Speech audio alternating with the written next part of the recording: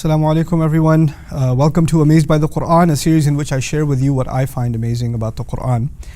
In today's example, or hopefully a few examples, what I want to talk to you about is different kinds of plurals in the Arabic language. It's a nerdy grammatical thing, but it's actually pretty cool. In English, you have book or you have books, right? So you have a singular or you have a plural. The Arabic language is more complex than that. So you can have something singular, you can have something dual, referring to two things. But when it comes to the plural, they actually have different ranks of plurals. So you have like a normal plural and you have like a super awesome plural, jam'u kathra. So they have a way of saying, in some cases, not for every word, but for some cases, they may have a way of saying books, and they may have one word for saying lots and lots of books. We have to add multiple adjectives to that in English, right? But they could just do it through jam'u kathra. A word like that in the Arabic language is ni'ma. Ni'ma means blessing. And one of its plurals is just a regular plural, an'um, and actually you could even consider it a weaker plural. It would probably appropriately be translated as the few blessings. So I'm saying the few in English, an'um, but that's actually embedded in the meaning of the word in the Arabic language. And another plural exists for the word blessing, ni'am, which is jam'u kathra, which would then mean many, many blessings. So an'um is a few blessings and ni'am is many, many blessings. You don't have to keep up with the Arabic for the purpose of this example. Just the idea that some plurals are weak and some plurals are strong. The tragedy again of translation is that when these two words, the plurals occur once each in the Quran, and they're translated as blessings, right? So one time Allah used the weaker and the other time Allah used the stronger, and yet both times the translation says blessings. It actually doesn't distinguish between the stronger plural and the weaker plural, right? So I wanted to highlight to you, when did Allah use the stronger plural and when did Allah use the weaker plural, because I wanted to highlight how precise, how laser precise the language of the Quran is, how much it takes into consideration context and what's being said and what the perfect fit for that particular context will be. Allah talks about Himself.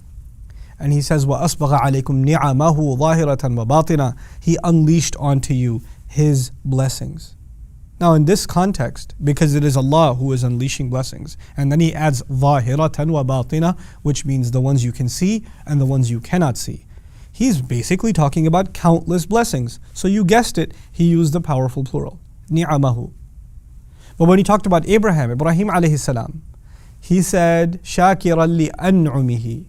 Ibrahim alayhi salam used to be grateful for Allah's blessings.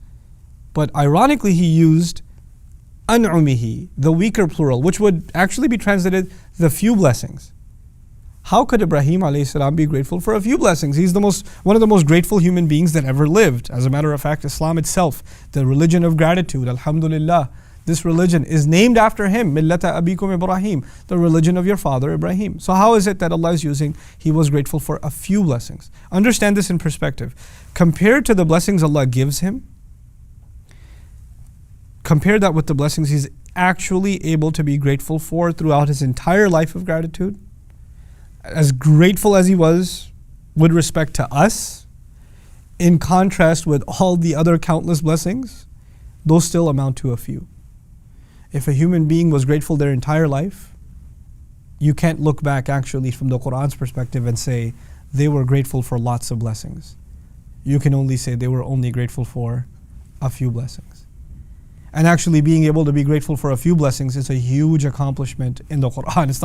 It's not actually an insult, it's a compliment. Why? Because Allah Himself says, وَإِن تَعُدُّوا نِعْمَةَ اللَّهِ لَا تُحْصُوهَا. Look at the remarkable statement. He says, if you were to try to fully account for one blessing of Allah, you wouldn't be able to fully encompass it. You cannot fully grasp one blessing. That's what He says to all of humanity. You cannot encompass one blessing. Ibrahim alayhi salam is able to be grateful for a few blessings. This is actually a compliment to Ibrahim alayhi salam. And so the contrast between the more and the few is actually highlighting a very beautiful thing. No human being can ever say in this life, if Ibrahim can't say alayhi salam that he was grateful for so many blessings, no human being will ever be able to say that I'm grateful enough. That's just never going to be the case. Your entire life spent in gratitude will only amount to just a few blessings.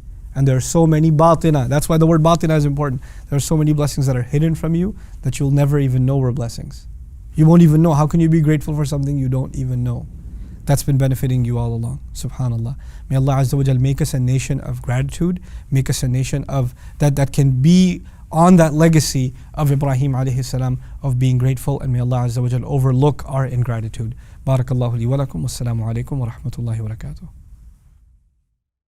Assalamu alaikum wa rahmatullah. If you enjoyed this video, please do share it with friends and family. If you want to see more videos from this series, click on the box at the top. If you want to see other videos, click on the box at the bottom. And don't forget to hit the subscribe button. Thanks.